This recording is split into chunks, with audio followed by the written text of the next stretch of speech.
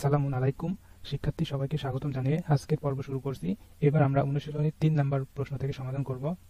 3 নম্বর প্রশ্নটি হচ্ছে যে নিচের সমস্যাগুলোকে সাধারণ গাণিতিক বাক্যে প্রকাশ করে সমাধান করো। এবং এখানে এই 3 নম্বর প্রশ্নের মধ্যে আবার 3টা প্রশ্ন আছে, 1 নম্বর 2 এবং 3। তো এই 3টার মধ্যে আমরা প্রথম 1 নম্বর এই অঙ্কটি সমাধান করি যে 5টি পেন্সিলের দাম 60 টাকা হলে 9টি পেন্সিলের দাম কত। এখানে 5টি পেন্সিলের দাম 60 টাকা হলে অর্থাৎ একটি পেন্সিলের দাম হবে 60 ভাগ 5 অর্থাৎ 12 টাকা। এখন একটি পেন্সিলের দাম যদি 12 টাকা হয় তাহলে 9টি পেন্সিলের দাম হবে 12 গুণন 9 সমান সমান 108 টাকা। তো আমাদেরকে বলেছে যে সাধারণ গাণিতিক বাক্যে প্রকাশ করে সমাধান করো। তো প্রথমে আমরা সাধারণ গাণিতিক বাক্যে প্রকাশ করব। তাহলে চলো আমরা আমাদের বোর্ডে গিয়ে তারপর আমাদের গাণিতিক বাক্যটি লিখি। তো প্রশ্ন নম্বর আমাদের আসলে 3-এর 1 নম্বর। তো এখানে বলেছে প্রশ্নের সাধারণ গাণিতিক বাক্য লিখতে হবে। সাধারণ গাণিতিক বাক্য 5টি পেন্সিলের দাম যেহেতু 60 টাকা, অতএব একটি যদি আমরা পেন্সিলের দাম বের করতে চাই তাহলে অবশ্যই 60কে 5 দিয়ে আমরা ভাগ করতে পারবো। তাহলে ভাগ করে আমাদের মান হয় 12। তো আমরা এখানে শুধুমাত্র 60 ভাগ 5 লিখলাম। এরপরে যা মান পাবো আমরা সেই মানকে আমরা আবার 9টি যেহেতু পেন্সিলের দাম বের করতে বলেছে তাহলে 9 দিয়ে গুণ করে দিব। তাহলে এটি হয়ে গেল আমাদের সাধারণ গাণিতিক বাক্য 60 ভাগ 5 এবং এটাকে বন্ধনীর মধ্যে রাখা হয়েছে এবং গুণন 9। এখন আমরা সমাধান করি, যেহেতু বলেছে যে আমাদের গাণিতিক বাক্য লেখার পরে সমাধান করতে। তাহলে এখানে আমাদের ছিল 60 ভাগ 5 এবং বন্ধনীর মধ্যে ছিল এবং গুণন 9। তো এটাকে যদি আমরা সমাধান করি তাহলে এখানে 60কে যদি 5 দিয়ে ভাগ করি তাহলে 5 বারং 60 অর্থাৎ 12 হয় এবং এখানে গুণ 9 আছে, 9 দিয়ে দিলাম। এখন 12কে যদি আমরা 9 দিয়ে গুণ করি তাহলে 9 দুগুণ 18, 8 হাতে থাকছে 1, 9কে 9 আর 1-এ 10 অর্থাৎ 108। অতএব 9টি পেন্সিলের দাম 108। অতএব উত্তর 108 টাকা। এবার আবার আমাদের বইয়ের পৃষ্ঠায় যাই। তো এটা হচ্ছে আমাদের 1 নম্বর হলো প্রশ্ন। এরপরে 2 নম্বর প্রশ্নটি সমাধান করি। বলা হয়েছে যে ভাজক ভাগশেষের 3 গুণ এবং ভাগফল ভাজকের 4 গুণ। ভাগশেষ যদি 2 হয় তাহলে ভাজ্য কত। আমরা এই অঙ্কটি বোর্ডে যে আমরা সমাধান করি আমাদেরকে ভাজ্য বের করতে বলেছে। তো প্রশ্ন হচ্ছে আমাদের 3-এর 2 নম্বর প্রশ্ন। তো এখানে আমরা আগে লিখি যে আমরা ভাজ্য সমান সমান কি জানি, যে আমরা জানি, দেখি এখানে আমরা জানি ভাজ্য সমান ভাজক গুণন ভাগফল যোগ ভাগশেষ। এখন যদি আমরা বইয়ের পৃষ্ঠায় যাই আবার এখানে আমাদের ভাগশেষ 2। ভাগশেষ এখানে বলা হয়েছে যে ভাগশেষ যদি 2 হয় তাহলে ভাগশেষের মান 2। তাহলে আমরা এখানে লিখি যে আমাদের ভাগশেষের মান আসলে 2। তাহলে এখানে 2 লিখলাম, এরপরে এখানে যোগ দিয়ে রাখলাম। এখন আবার যদি আমরা বইয়ের পৃষ্ঠায় যাই তো এখানে দেখছি যে এখানে ভাজক ভাগশেষের 3 গুণ বলা হচ্ছে, অর্থাৎ ভাজকের মান হবে ভাগশেষের 3 গুণ। ভাজক সমান ভাগশেষ অর্থাৎ ভাগশেষ সমান 2 গুণন 3।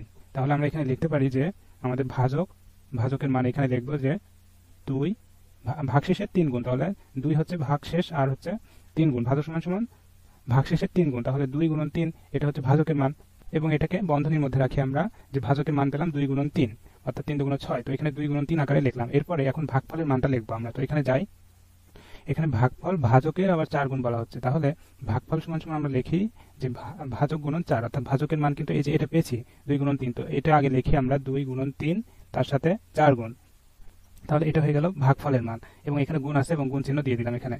তাহলে এটি আমাদের গাণিতিক বাক্য। তাহলে এখানে লিখি আমরা গাণিতিক বাক্য সমান এটি। এবার আমরা এই গাণিতিক বাক্যের সমাধান করে আমরা ভাজ্য এর মান বের করি। তাহলে এবার আমাদের গাণিতিক বাক্য যা পেয়েছিলাম এটা আবার লিখি যে 2 গুণন 3 এটা হচ্ছে ভাজকের মান। এরপর এখানে গুণন ভাগফলের মান কি পেয়েছি 2 গুণন 3 গুণন 4 এবং তার সাথে এখানে 2 এটা হচ্ছে ভাগশেষের মান। তো এগুলো যদি আমরা সমাধান করি এখন 3 দুগুণ 6 এখানে গুণন 3 দুগুণ 6 আর এখানে 4-এ 4 6 24 তার সাথে এখানে যোগ এই 2।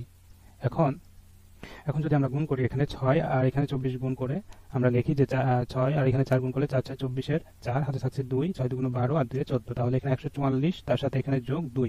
এখন 144-এর সাথে 2 যোগ করলে 146 হয়। এটি আমাদের ভাজ্য এর মান অর্থাৎ উত্তর ভাজ্য সমান 146। এখন আমরা আবার আমাদের বইয়ের পৃষ্ঠায় যাই। এখন আমরা 3 নম্বর অঙ্কটি সমাধান করি। 3 নম্বর প্রশ্ন বলা হচ্ছে যে জনাব শম্পার মাসিক বেতন 7500 টাকা, প্রতি মাসে তার খরচ হয় 7250 টাকা, তিনি 1 বছরে কত টাকা জমাতে পারবেন। তাহলে এটি আমরা সমাধান করি আমাদের বোর্ডে গিয়ে। তো প্রশ্ন আমাদের আসলে এটা 3-এর 3 নম্বর প্রশ্ন এবং আমরা প্রথমে লিখি যে 1 বছর সমান কত। তো আমরা জানি 1 বছর সমান 1 বছর সমান 12 মাস। আমরা এখানে আবার একটু প্রশ্নে যাই যে এখানে বলা হচ্ছে যে এটা জনাব শম্পার মাসিক বেতন এত টাকা, তো 7,500 টাকা আয় এবং খরচ 7,250 টাকা, অর্থাৎ আয় বেশি এবং খরচ কম। তাহলে এই আয় থেকে যদি আমরা এই খরচ বাদ দিই তাহলে যে পরিমাণ টাকা থাকবে সেটা হচ্ছে জমা এবং সেটা 1 মাসে। তাহলে এখানে 7,500 থেকে 7,250 টাকা বাদ দিই, তারপরে যে যা থাকবে সেই জমাকে আমরা 6 দিয়ে 12 দিয়ে 1 বছর সমান 12 মাস, তাহলে 12 দিয়ে গুণ করে দিব। তাহলে সরাসরি আমরা লিখি আমাদের গাণিতিক বাক্য 7,500 টাকা আয় করেন এবং খরচ করেন হচ্ছে 7,250 টাকা। তাহলে এই যদি আমরা এখান থেকে 7,500 থেকে 7,250 বিয়োগ করে যা থাকবে সেটা আসলে জমা এবং 1 মাসে, এবং যদি আমরা 12 মাস দিয়ে গুণ করি তাহলে 1 বছরে মোট জমা পাবো। এখন তাহলে আমরা আমাদের এই গাণিতিক বাক্যের সমাধান করি। এখন 7,500 টাকা বিয়োগ এখানে 7,250 টাকা বিয়োগ করে আমরা যা পাবো তার সাথে 12 গুণ করব। তাহলে যদি আমরা বিয়োগ করি তাহলে এখানে 0 থেকে প্রথমে তাহলে হয় 0, তাহলে এখানে 0 লিখলাম, এরপরে 5 থেকে এখানে 0 থেকে 5 বিয়োগ করবো, অর্থাৎ হচ্ছে এখানে 10 ধরে নিব। তাহলে 5 আছে কয় 10, তাহলে 5 এ 10, তাহলে এখানে 5 লিখলাম, হাতে আছে 1, তাহলে 1 আর এই 2 এ 3, 3 আছে কয় 5, 2 এ 5, অর্থাৎ এখানে 250 টাকা। এখন এটাকে আমরা 12 দিয়ে গুণ করবো এখন, তাহলে এই যে 12 দিয়ে গুণ করে দিলাম। এবার আমরা এই 12 দিয়ে শুধু 25 কে গুণ করে যা হবে তার সাথে একটা শূন্য ডান দিকে লাগিয়ে দেবো। তো এই পাশে আমরা গুণ করি যে আমাদের 25 এবং 12 গুণ করতে হবে। তাহলে এখানে 5 2 10, সাথে থাকছে 1, 2 2 4 রাখি 5, তারপরে এখানে একটা শূন্য দিলাম, 5 1 কে 5, আর এখানে 2 1 কে 2, তাহলে এখানে 0, 5 5 10 এর 0, হাতে থাকছে 1, 2 রাখি 3, তাহলে 300, আর এই যে এখানে আমরা যদি একটা শূন্য এই পাশে দিয়ে দিই অর্থাৎ 3000 হয়ে যাবে আমাদের 3000। এখন আমরা এখানে অপ্রয়োজনীয় অংশটাকে আমরা এখান থেকে সরাই দিই। অতএব তিনি 1 বছরে 3000 টাকা জমাতে পারবেন। অতএব উত্তর 3000 টাকা। তাহলে আমাদের 3 নম্বর প্রশ্নের 3টি প্রশ্নের সমাধান হয়ে গেল। এখন বাকি অংশের সমাধান পরবর্তী পর্বে দিব ইনশাআল্লাহ। সে পর্যন্ত সবাই সাথে থেকো, আর যারা নতুন তারা চ্যানেলটি সাবস্ক্রাইব করে রাখতে পারো, তাহলে নতুন ভিডিও টিউটোরিয়াল আপলোড করার সাথে সাথে নোটিফিকেশন পেয়ে যাবে। কথা হবে পরবর্তী পর্বে। আল্লাহ হাফেজ।